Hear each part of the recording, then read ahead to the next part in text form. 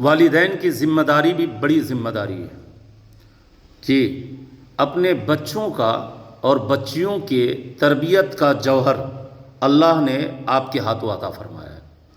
ہر ماں اور باپ کو چاہیے کہ وہ اپنی بچی یعنی بیٹی اور بیٹی کی تربیت دین و شریعت کے آئینے میں کرے، تب جا کے وہ کامیابی کی منزل پائیں گے۔ آپ کو پتہ ہے ابھی 10 سالوں میں 20 سالوں میں جو ماحول پیدا ہے نا، دیکھ رہے ہیں حالات، ہماری بیٹیاں کہاں جا رہی ہے۔ نیٹ کا زمانہ ہے، سوشل میڈیا کا زمانہ ہے، رات بھر دن بھر موبائل فون، اور اس کے علاوہ کیا ہے، آخر میں یہ ہونا وہ سماج سے، وہ گھر سے، چوکھٹ سے نکلتی چلی جا رہی ہے۔ دین تو تھی نہیں، دین کا درس تو دیا نہیں، دین تو پڑھایا نہیں، دین و شریعت کی تعلیم تو دلائی نہیں، تو پھر وہ دین دیکھنا پڑا نا، وہ مرتد ہو گئی۔ اللہ خیر کرے، وہ مرتد ہو گئی، کسی غیر کے ساتھ جا کے اپنی زندگی کو تباہ کر لی، ایمان کو تباہ کر لی، اور سماج کو بھی کسی قابل نہیں چھوڑا۔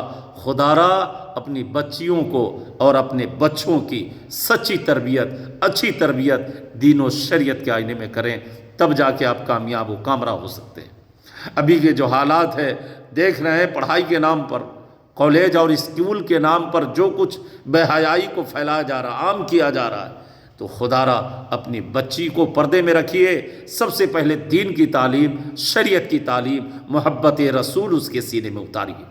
جی میرے آقا نے بھی اپنی بیٹی کی تربیت فرمائی نا، سیرت رسول اکرم پڑھیں تو حضرت فاطمہ کی سیرت کیا بتاتی ہے۔